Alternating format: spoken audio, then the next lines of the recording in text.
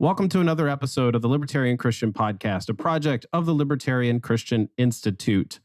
I'm your host, Doug Stewart, and I have Spike Cohen with me today. He's the founder and chair of You Are the Power. He's a successful business owner, libertarian activist, and he's a media figure. And I think many of you know him as the guy who ran as the Libertarian Party's VP candidate in 2020. And since he's become a regular guest on cable news shows nationally, and he's just really great at spreading the message of liberty in all kinds of venues. I mean, Spike, I think I've seen YouTube videos of you on almost all of the channels that I never watch, other than when, I'm watching them on YouTube and there's important clips. So Yes. We're going to talk today about spreading the message of liberty in a post-pandemic world. Spike, thanks for joining us. Thank you, Doug. I'm happy to be on, man. And I'm happy to that I'm filling your feed with videos that you'll never watch. No, that's not what I meant. I meant the shows I don't watch, like on MSNBC. Okay. I don't watch them. That's what I meant. That's I'm watching you on those shows. That's it. Or other interesting the only people. part that mattered, just the distilled Spike in them. Yeah, and that's good. Yeah.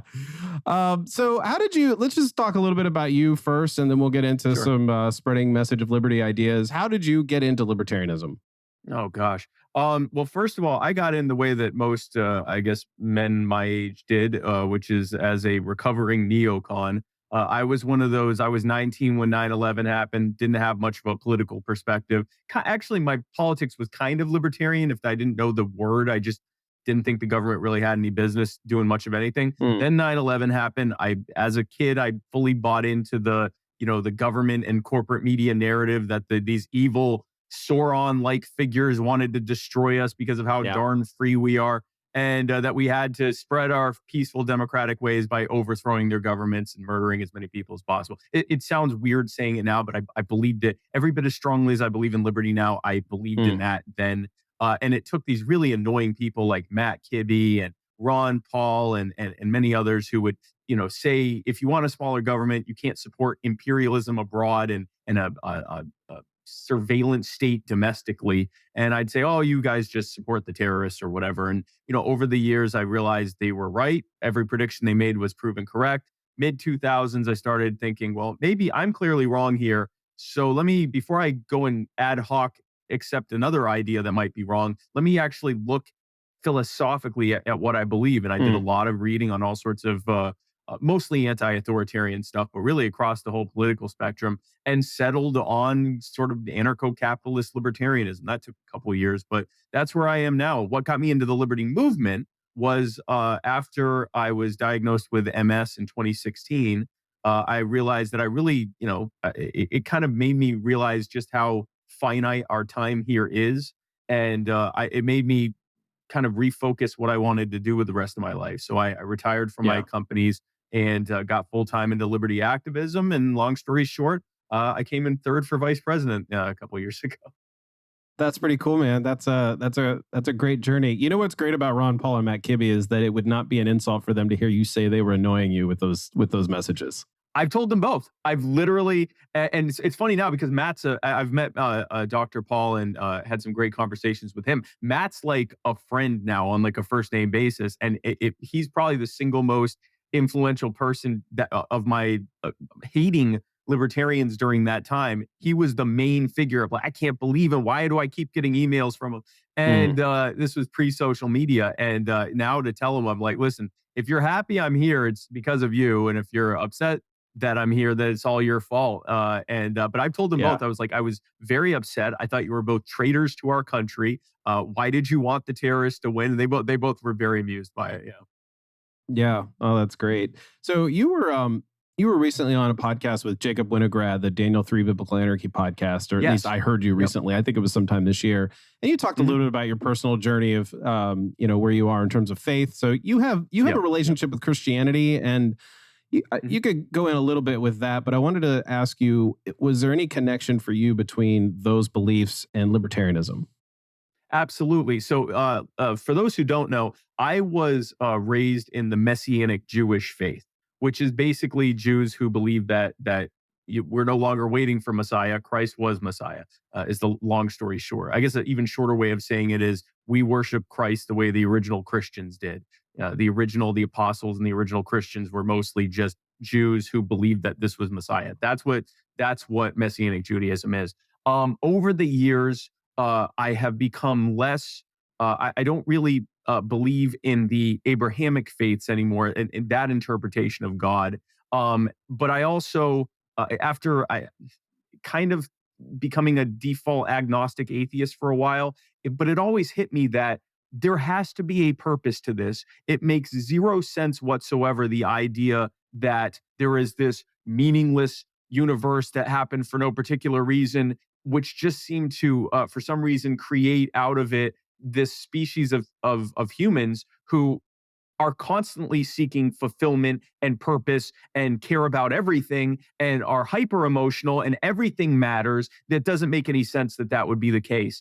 I've kind of settled on the idea that I may one day be enlightened to what the truth is, but I've kind of settled on the idea that in the same way that the bacteria that make up our gut microbiome have neither the cognitive nor perceptive nor articulable ability to understand or explain what the bigger thing that they're a part of. I suspect that we're in a similar situation, that try as we might, we just don't have the sensory or the cognitive ability to even understand what this is all about. And that's kind of a piece I've made with that. Certainly open to enlightenment in the future if there is such a thing.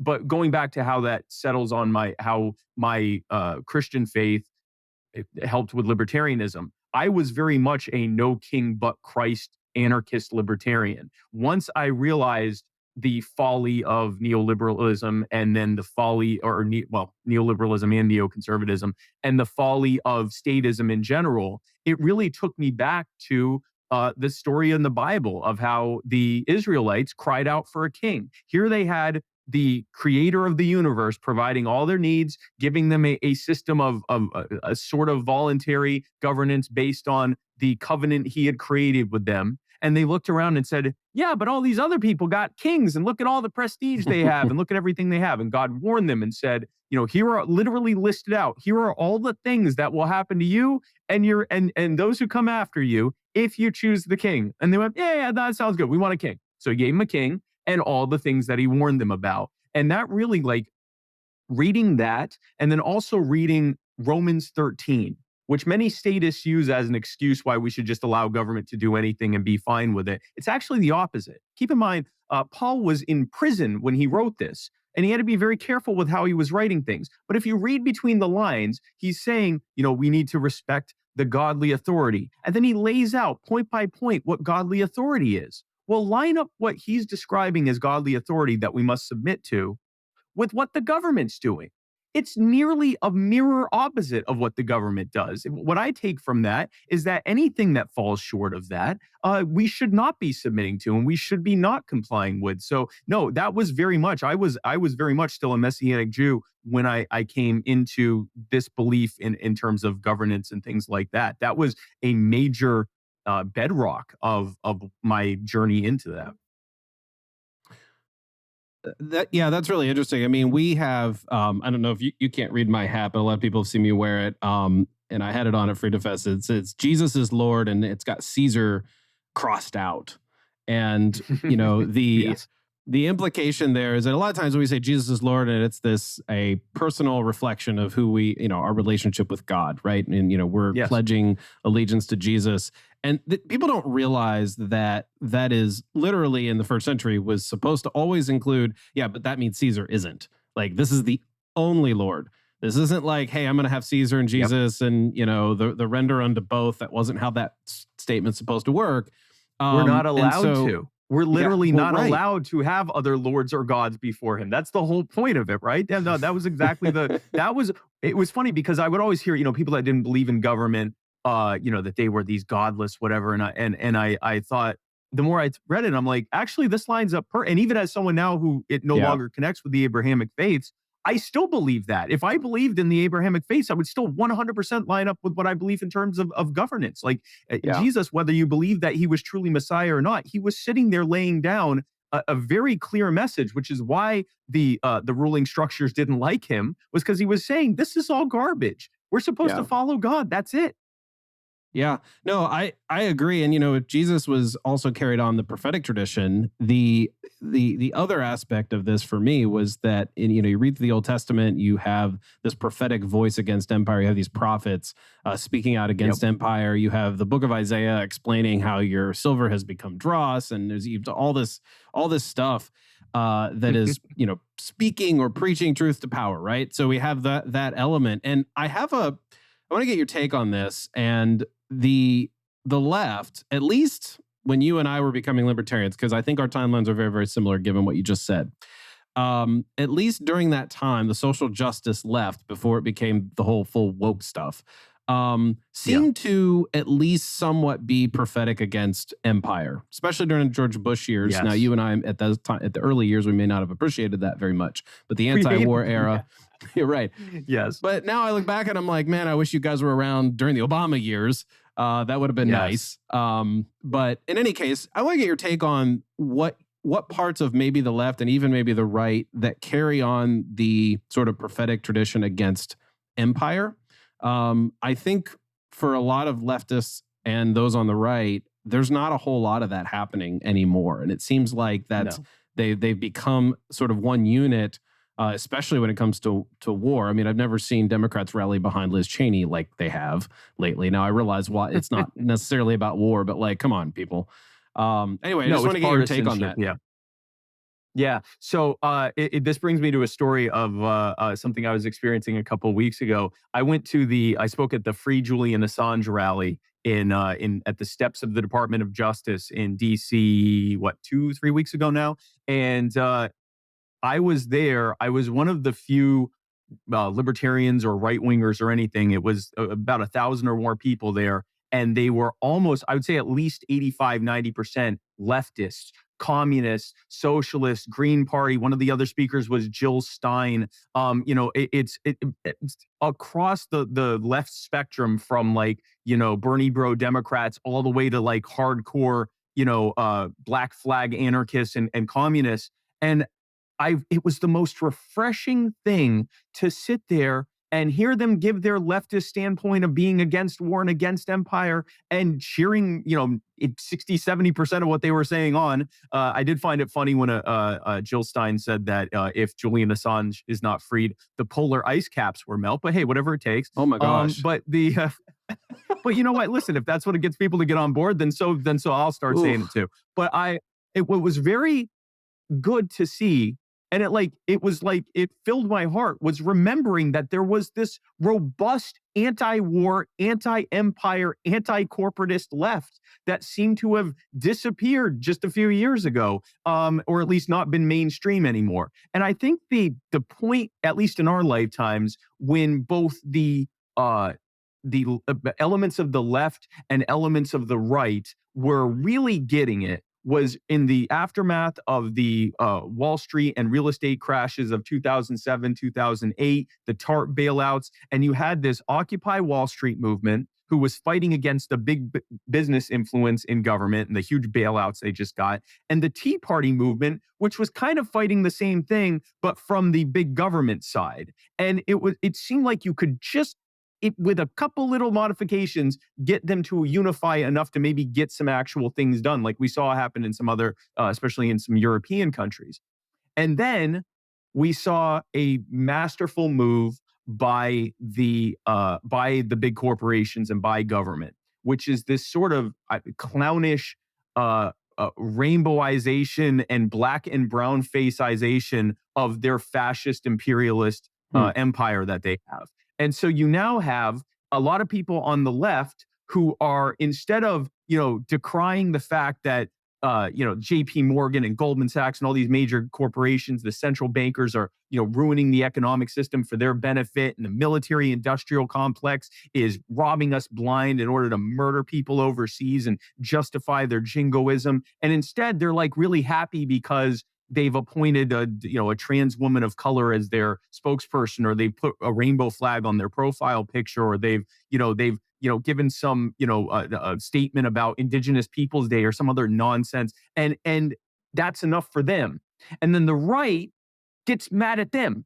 So instead of, or largely speaking, instead of the right saying, no, this is fascism and still imperialism, they go, no, they should be using the American flag instead. And so they successfully, through this, like, really, in my view, cynical and easy to see through veneer of messaging, of virtue signaling, have successfully gotten most of the left and most of the right to argue with each other while demanding that the government grow so that they can each punish each other. And in a grand show of bipartisanship, the government says, fantastic, we promise to grow and punish both of you. And that's what we have right now. And whenever to your question of when are the left and the right at their best, it's for very brief moments of time, like the very beginning of the Black Lives Matter movement's an example of this. When George Floyd was murdered and the video came out, and then more information was given about Breonna Taylor and her killing, there was for a very brief moment of time, like this is like June, beginning of June, or I guess end of when this happened, beginning of July, where the hot white focus was end qualified immunity, end no-knock raids, end the war on drugs, end victimless crimes, police accountability, things that we could all get behind. I remember there was like a Newsweek poll where 54% of Americans said that burning down the police precinct in Minnesota was actually justified. This was a time when Americans were like, wow, this is really messed up. But what happened? The government and the corporate media left, glommed onto it, turned it into a fight against racism, which is a thought, not an actual policy, completely stripped it of anything having to do with structural changes that could happen to fix this and keep it from happening in the future, encouraged them to riot in the streets, had the thin blue line stand down, criminalized and vilified the people who actually defended themselves and their homes and their properties and businesses, and then had them fighting each other again. And so now we're back to that. Another recent example is when the FBI raided Donald Trump's home. And even though that's not necessarily the best reason to get upset, a lot of people got upset on the right, and they started saying we should be abolishing the FBI and whatever. And very quickly it turned into, no, we need to take over the government and use the FBI to go after them like they came after us. Now you see this growth of the NatCon, the National Conservative Movement. The trend I hear is that it's in the beginning of these stages, and we have to capture. Just in the beginning. Just in the beginning, until government and corporate media can get their hooks back in and say, no, we don't need to destroy the ring of power. You just want to be the one holding it. And meanwhile, neither one of them is holding it. The same group of cynical ruling class people who transcend politics because it's just a handful of them robbing and screwing the rest of us blind. That's the real system. Yeah. I could tell you're really passionate about this, and it's something that everybody's going to get their passions, or everybody's going to get passionate about something, right? And you're going to be the kind of person who's like up on all the things that are happening. If I were to ask you about just about any topic, you probably have something intelligent to respond with. More than likely. More than likely. I mean, it's what you're doing, right? So not everybody has that. But if you weren't paying attention to literally everything, like what are the ones that you would choose to pay attention to if you didn't have to? Like what are the ones that are important to you? That's one of the toughest questions, right? because I'm following everything, I see not just how important each thing is, but how interconnected they all are. The one thing I fall back on is the Federal Reserve. And not just the Federal Reserve, which is really just a symptom of government controlling what is or is not currency, which is actually in our Constitution. Like that, there are problems with the Federal Reserve, but replacing it with a government-run central bank would probably be even worse, or certainly wouldn't be an improvement. When the government has the ability to control what money is, and is actually in charge of printing it out, they control everything. It's what allows them to have their endless wars and their endless prisons and their endless victimization of innocent people here and abroad and their endless surveillance against us, because they don't actually have to come to us and convince us to give them money to pay for all this stuff, either through coercion or persuasion. They can just print out money, lend it to themselves, stick us with some of the interest for it, and devalue our currency so we become more reliant on them. Like it's a scam. And every single issue, whether we're talking about police brutality or the wars or immigration or the job market or the economy in general, certainly inflation, any of these issues, if you boil it down, the core problem, corporatism, money in politics, all of that, if you boil it down, it comes down to the fact that the government controls what money is. It is a game of Monopoly where all of the players have to play by the rules except this one player who can go to the banker and say, give me a trillion billion Monopoly notes and stick them all with the bill for it. And that's, until you fix that, everything else is putting Band-Aids on blistering sores that are being caused by a systemic cancer throughout the body. Yeah. Well, we've said this on our show when we've had these like Q&As, and Norman Horn, the founder of LCI, and I get on and talk about it. They've asked us, what order would you dismantle the state? And the Fed is always number one. And as we get to number two, which is bring the troops home, we're like, well, wait a second. If you do number one, they're probably going to have to bring the troops home anyway. And then number three, they're probably not going to be able to implement anyway. And number four, like the Fed, that whole control of the money system. I've tried to tell my leftist friends who are Christians, if the love of money is the root of all kinds of evil, what on earth do you think the power to print and control money is? Like, it's like, it's greed. It's greed as a system, right? Yeah. It's not incentivized greed through a market-based, quid pro quo, you scratch my back, I scratch yours, you provide me a product, I give you money type of thing. It's greed where they don't even have any negative they don't have any kind of feedback. It's literally just, I control everything, there's nothing you can do about it, I bankroll everything. If I were a leftist, I can't imagine that I would hate that system any less than I do now. Like, that can be our unifying factor between people across the political spectrum is the ultra powerful shouldn't control what money is. That should be something decided by people in the market, even if it means multiple currencies. Well, I mean, that's why Peter Schiff went out and did the whole, when the Occupy Wall Street, he went out and talked to people and was like, yeah, I'm in the 1%, but I agree with you about all this power. And, where are the critical race theorists talking about structural racism with the Fed? Thank you. Here's the thing: when someone says, "Do you believe in systemic racism as a libertarian?" Because this idea that that racism is something that can be systemic, I'm like, yeah, Federal Reserve. Like, that's one example. It just seems blindingly obvious to me that they just don't really care about the actual issues that deal with racism, and they kind of pick and choose what things. I mean, what about the public education system? That was created by whites, right? Like, you could go down this whole road of like, if you really believe what you believe, you're going to attack certain things. And most of those things come back to the ones that libertarians are harping about. Yeah.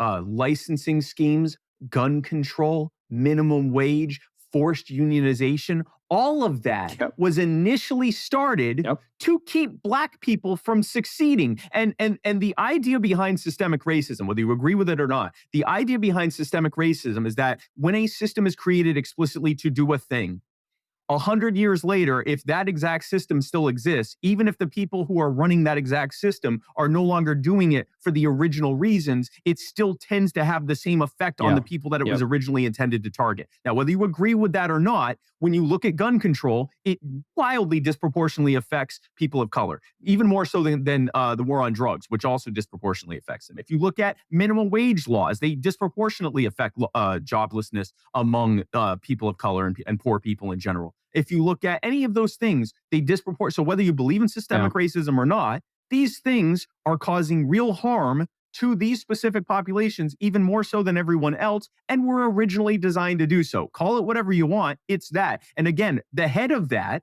at the very top of it, what allows it to happen is the Federal Reserve and the government and ruling class being able to decide what currency is. So yeah, if I had to pick one issue, that would be it. Well, I think we're pretty well aligned on these things. That's really great. I mean, it's really important to get that message out there and to kind of, talk about the things that are important to us. One question, this is a slightly different topic at this point, is how big is your libertarian umbrella? There's a lot of types of libertarians out there. If it were a big church, there'd be lots of denominations, lots of splinter groups and factions and different sects, and some are crazy and some are not, I'm sure. But how big is your umbrella? Yes. How big, or your tent, I should say, how big is your tent for libertarians? Yeah. Is there like, So when you say my tent, do you mean the people that I'm working with, or? Yeah, you could answer it that way. The thing I'm thinking of is like, at what point does someone like, yeah, you're not really a libertarian? Oh, yeah. Well, I mean, first of all, as a Super Saiyan libertarian who has reached final form and has nothing left to learn for the rest of my life, and I look forward to you all joining me there one day. As someone who has reached that final moment of I guess, convergence, the singularity of all knowledge. As that one person who's done that, I will say that libertarianism as a belief system, like all other belief systems, is in some kind of a spectrum. It's kind of everything from and it's also a subjective one, right? Because for someone who is, for example, a constitutionalist or a minarchist, which I think solidly falls within the ideas of libertarianism, they believe that, they might believe that my, being an anarcho-capitalist kind of falls just outside or just within, but barely within the bounds, because my idea would lead to, the warlords taking over or whatever they believe. So even that is subjective. But even within my subjective spectrum of what I think is or is not libertarian, it's pretty wide. And the further out you go, the less libertarian you are. So, I mean, so for example, I think that I'm allied with constitutionalists, with minarchists, even with some left libertarians. I am allied, obviously, with anyone within the ANCAP spectrum.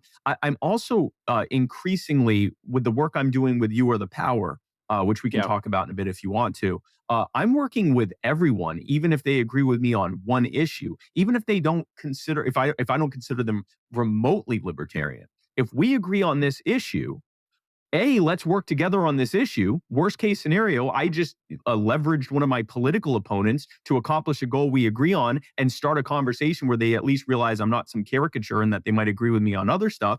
And best case scenario, I just open a conversation with someone that we can actually bring them further into liberty. And the way I say it is, the more you can bring someone into your orbit, the more you can affect them with your gravity. The more that they hear your ideas and the more they see the consistency of libertarianism, the more they go, wow, that makes sense. But again, even if they don't, I at least accomplished a goal with them. I'm happy to work with, next week, I'm going to be in Columbus, Ohio, working with Republicans and Democrats on criminal justice reform in Ohio. If we can accomplish those goals, fantastic. And if the rest of the time I've got the Democrats fighting with me against, my ideas on healthcare and guns, and I got people on the right fighting against my ideas on, the drug war or police accountability, fine.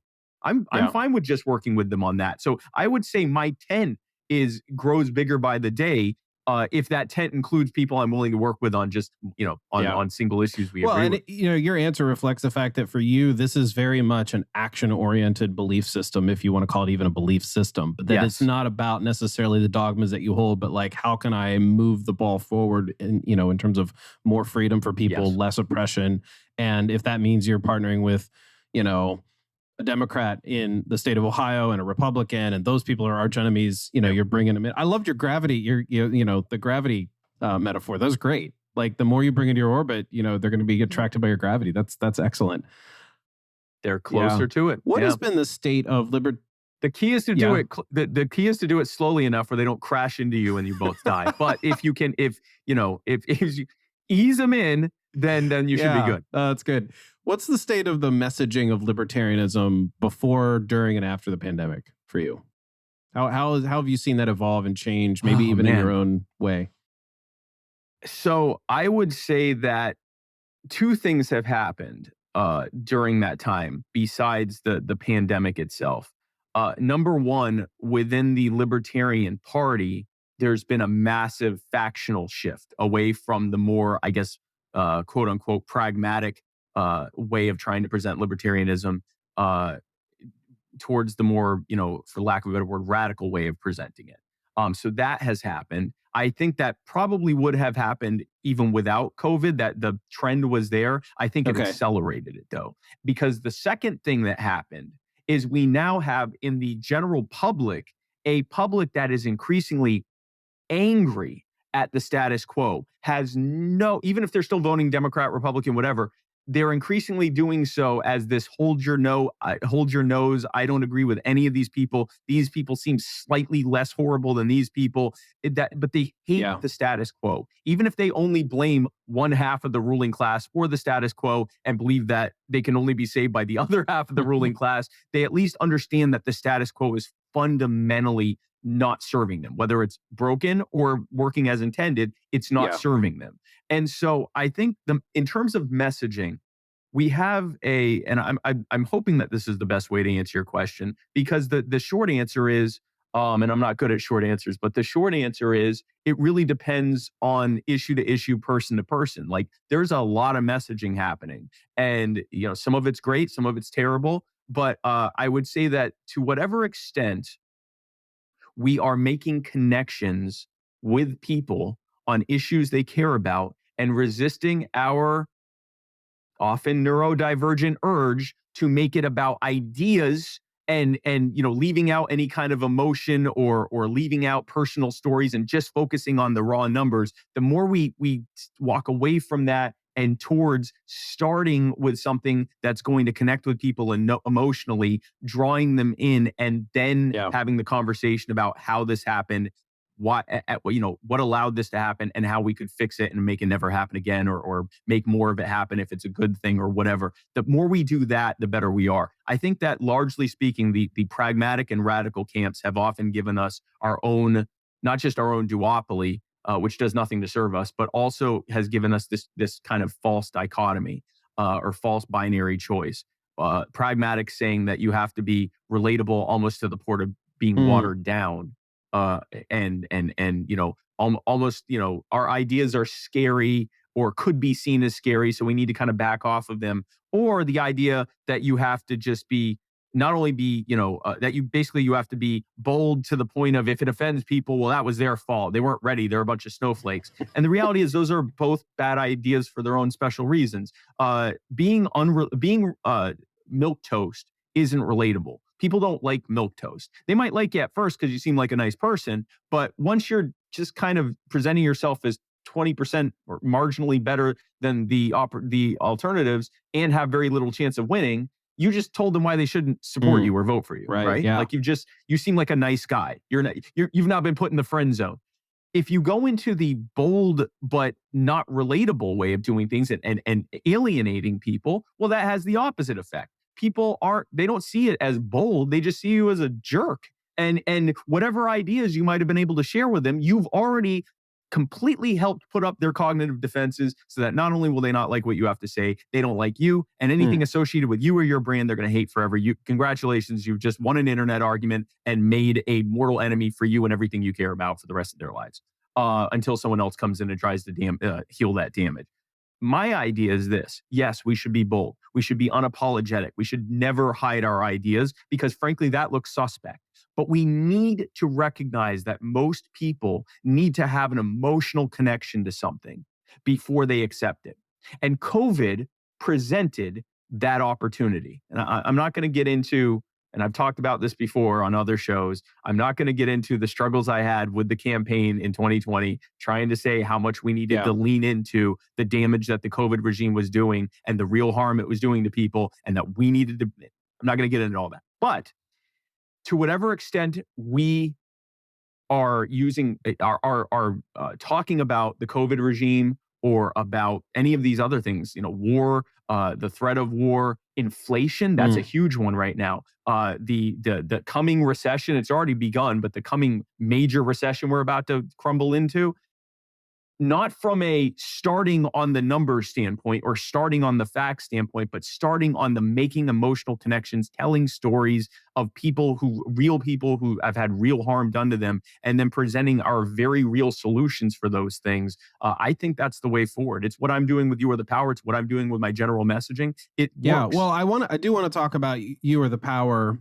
As an organization, we've been talking a little bit about, like, online, how do you present things? How do you? Yep. I had a question. Maybe I'll ask this first. There's going to be a libertarian out there who's going to tweet something that's embarrassing. How would you prevent? How would you tell somebody who's like, hey, don't? How would you tell someone, don't be that embarrassing libertarian tweeting out or putting out annoying, embarrassing stuff on social media? Because you've done very, very well at your messaging. That's why I want to ask you. So what I would tell that person is, you and I both know that nothing you ever say or tweet or do is going to, it's all going to pale in comparison to the very real harm being done by the ruling class and by the statists And so when you put this out, if you put this out and the reaction you get, you will often respond saying, "Oh, why are you mad at me and not the people that did this thing who I'm lashing out against?" And I understand that because nothing you have, like I said, nothing. You're simply in your way explaining Yeah. what is happening. The reason that the ruling class gets to get away with mass murder and the biggest prison population in human history, and victimizing innocent people who've committed no real crime against anyone else, harmed no one else, endless surveillance, the inflation, all of those things. The reason they get away with that is because they have figured out how to do what we were just talking about: humanizing themselves and presenting themselves as these Mm. caring figures who are just like me and you. And, you're the kind of person you have a beer with. How many times do they talk about how often you'd like to have a beer with Biden or Trump or Obama? These are mass murderers, but they talk about having a beer with them. They have successfully convinced deluded people into thinking that they're not the sociopathic monsters that they are. When you present messaging that allows you to look like almost the bad guy or the cruel person or the antagonist, what you're actually doing, all the facts you may be presenting, what you're actually doing is helping that narrative of Mm. humanizing them as the sympathetic protagonist, and you're the bad guy. You're just the person that's against everything. You're the person who's just so filled with anger and hatred. Why would I believe that your ideas make sense and will, help me and my family if you're being so rude about it? And as stupid as that sounds, that's how people connect. Yeah. So to whatever extent you can play the same game they're playing, but for the right reasons, get in emotionally on something that they care about, and then have that broader discussion, and don't fall into the trap, as tempting as it is. And I've done it. I'm sure, Yeah. Yeah. sure Doug's done it. We've all done it at some point, falling into the trap of helping their narrative of humanizing them. To whatever extent you can avoid that and instead focus on presenting how this is actually hurting people and how our solutions can solve these problems and keep them from happening, you'll be killing That's their great. narrative. And That's great. So let's talk about You Are the Power. What can we do offline? Which is that seems to Sure. me like the out in the real world. You probably spend enough time on conversations like this, and for people who work from home like me, and this is kind of our thing. We have to realize that this isn't the real world. I mean, it is. It's part of the world, but there are real lives hurting out there. There are real people who are affected by actual everyday George Floyd, Kyle Rittenhouse, and all the people involved in that. And there are lots of things that are really important, and you are very much trying to empower other people to be active in ways that are actually effective rather than, simply voting. I mean, clearly you're not against voting, so you're not one of those libertarians, but you're very much right. No, I'm not against but it. You're No. also very much about being active. So tell us about You Are the Power, and we can go from there.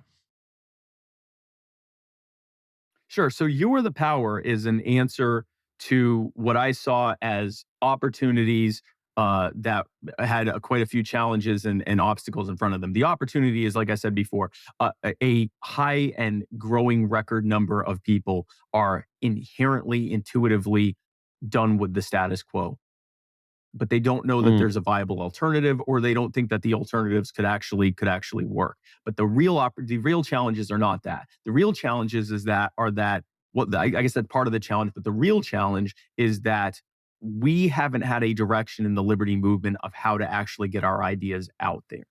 We've tried, messaging through, podcasting and through, interviews and all of that stuff. That's helpful, but it's not it. We've tried the electoral path for like 50 years now, and we've had some successes. We've got a few hundred people elected at the local level, few state legislators, but that's not it alone. None of these things are it alone. And what happens is, right now there are people that are really hurting right now, and instead of helping them and using that as a way to open a conversation, we're saying, okay, we'll be able to help them once we get are, in positions of authority and power, or once we dismantle the state through agorism, or once we do whatever the thing is you think we need to do. What I'm saying is, someone's hurting right now. No one's helping them. They don't know how to help themselves. We know what needs to be done. And we are really good at organizing when we actually have something to organize or they around. do know how to help themselves and they're not allowed to. And so, yeah, or they do know how to help themselves. They don't know how to get out of the trap that they've been put into. They know how to do it if they weren't in the trap. So what we do with You Are the Power is we identify causes. We identify issues where people are being run roughshod over by their local government, sometimes by their state government. We begin to organize our membership. We have over 2,000 members. We have members in 50 states already. We begin to organize our membership online to kind of swarm around the local social media, to swarm their phone lines, to swarm their email addresses of the local government, sheriff's department, zoning board, school board, whoever's involved in this, whatever this thing is. Get local media involved by drawing all this attention to it, nationwide, international attention to it. And then from that, we use that to organize the locals, including our local membership, to actually do in-person events to help draw attention to the cause. We usually have them happen right before the next meeting of whatever the government is that we're targeting in this situation, the city council, the school board, zoning board, whatever. And then we invite all of the community members that are there to call for justice for whatever this cause is, to join us in that meeting and to give a piece of their mind to the people there. And having the effect of having tens of thousands of people, ratioing them on their social media, and hundreds or thousands of people, hitting them up on their phone lines and their email inboxes, and then dozens or even 100 or more people showing up to their city council meetings. It's usually enough to make them fold. And if they don't fold, then we've created both a base of support and a winning issue for local candidates to run on to unseat them. But more importantly, it's great that we have helped that person. We've gotten justice for them, or we've used it as a launch pad to get people in there who will get them justice. But more importantly, long term, that's the most important thing. Short term, more importantly, long term, we use that.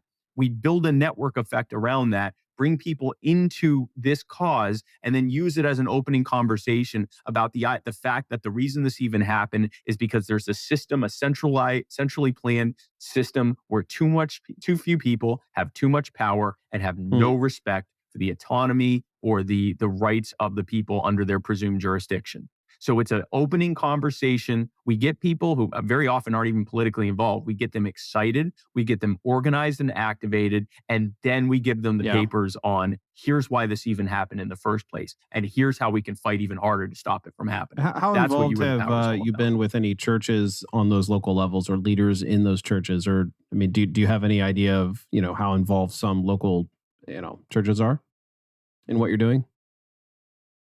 Well, I can tell you, in Gastonia, North Carolina, one of the biggest people that's been working with us is a guy by the name of Pastor Moses Colbert, who is part of an alliance of, I think, 28 different churches in Gaston County, and he's one of the main people showing up at every single month, or every other, because we pick the third Tuesday, but every other city council, every time we have an event at a city council meeting, he's one of the main people there, often one of the people that speaks to the city council. And we did this very much from the standpoint, because part of that cause is the fact that city council shut down his homeless shelter, which was the only homeless shelter in Gastonia. There were some other parts to it as well, a homeless veteran who got assaulted and wrongfully arrested, and some other stuff as well. But on his part of that, they were literally shutting down a church, or shutting down a church's mission to help the homeless. And in doing so, they sent him a note saying, they sent him a letter saying he wasn't complying with zoning because he wasn't zoned to be a homeless shelter.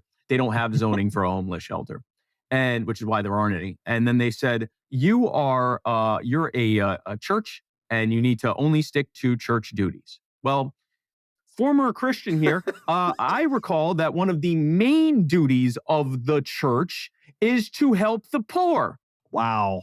So you can imagine that the Christian community in Gastonia took great offense to that. So no, we are very happily, and there are many times that the Christian communities in the areas that we're working in intuitively understand the harm that's being done, in some cases directly to their faith and their mission. That's wow. As they say in the South, them's fighting words in a different way, right? Like, that's just like, wait, are you kidding me? That seems to me that it would galvanize a lot of support. around something so really offensive, to be Very honest. much. I mean, it's like you need to just do. What do you want? Just Sunday service? That's it. Yes. Like what do you have in mind that you don't think we're supposed to be doing? And Yeah.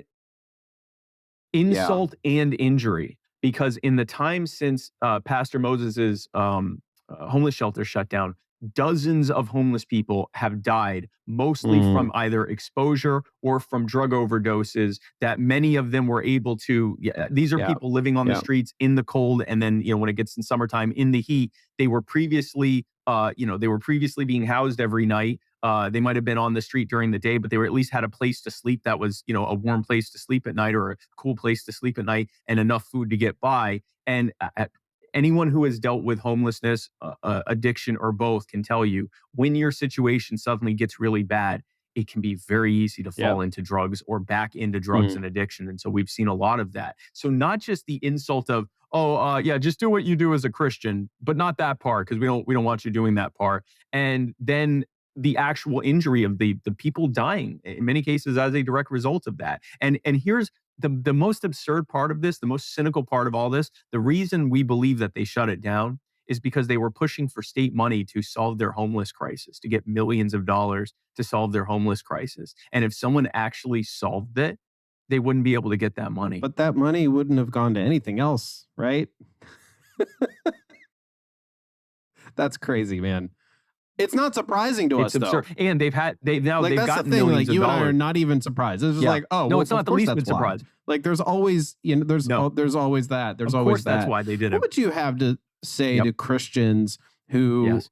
might not really be into doing politics in this sort of local activism sense? What is a way that we can get people more interested in something that's local to them, outside of just voting? Because a lot of, Yeah. right now, you and I are recording this about a week before the midterms. And, if you don't vote, you can't complain. It's like, no, there's other ways to complain. There's other ways to be active in the world. So why is it important to Absolutely. do There's those other ways to things? do it. And, Yep. and how, if you have anything specific to Christians that you'd want to address, can sort of speak to them. Well, I mean, if you look, the both Old and New Testament is rife with direct action, direct acts of non-compliance, direct acts of helping others. And if you're a Christian, I Yeah. don't even have to tell you all of them. I mean, you know them intuitively. You probably know them better than I do at this point. But that's always been the tradition, has been to go out there. It's also, I mean, you talk about the commission of evangelism. What I've been talking about Yeah. libertarian evangelism, right? For lack of a better word. Like, how do you connect with people to get the message out there?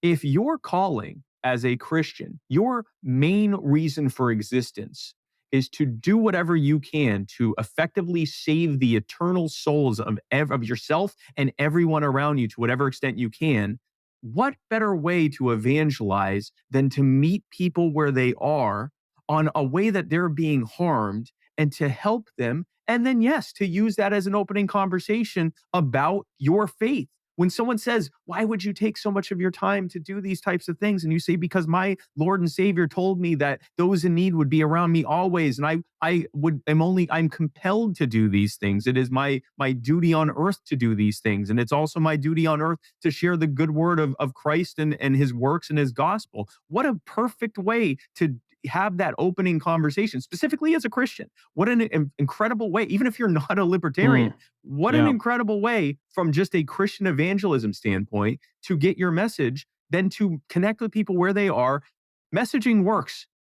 Messaging works regardless of your evangelism, right? So if you're lowering people's cognitive defenses, you're making a rapport with them, you're demonstrating to them that you are someone who's not just leading, but it's serving as you lead. And when they say, why would you, with everything you could be doing right now, why would you be doing that? And you say, because that's what my Savior did. That's what my Savior called for me to do. That's the main way to do it. And the other thing I would add to that is some people, this isn't their shtick. They're not going to get out there. They're more introverted. They're Yeah. not necessarily, they don't want to get out there and be in the public eye and things like that. That's perfectly understandable.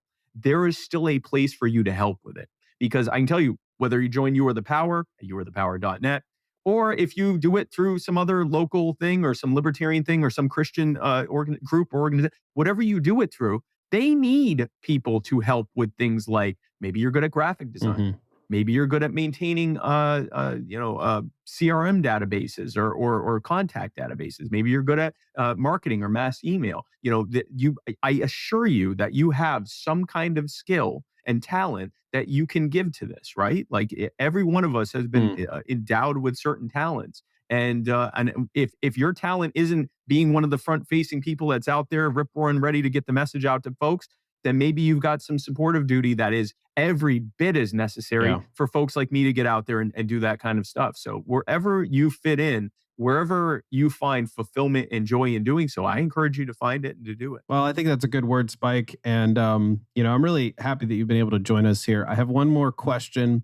This was not planned in my outline, although recent events on social media have sort of, compelled me to ask you, how do you have a perfect relationship with your wife? Yes. So the key to a perfect relationship. Well, I'll tell everyone the story behind this, and then I'll tell you the real key to a perfect relationship from my perspective. So I had someone recently ask me, and this has been asked. This is not the first time. I will have people ask me. They'll say, "How is it that you and your wife Tasha have such a perfect marriage?" And I'll say, "Well, what makes you think I have a perfect marriage?" And they're like, "Yeah, what's your secret to that?" I'm like, "Oh, no, but what makes you think I have a perfect marriage?" And they'll say, "Well, you're always talking about how great she is, and you're always talking about how happy you are with your marriage, and I never see you complain about, any fights you guys are having or any kind of any problems with your marriage." And I say, "Okay, that's my secret." And I understand a lot of folks are, come from a generation. I'm an older millennial, so I'm the last generation that had experienced a non-online childhood.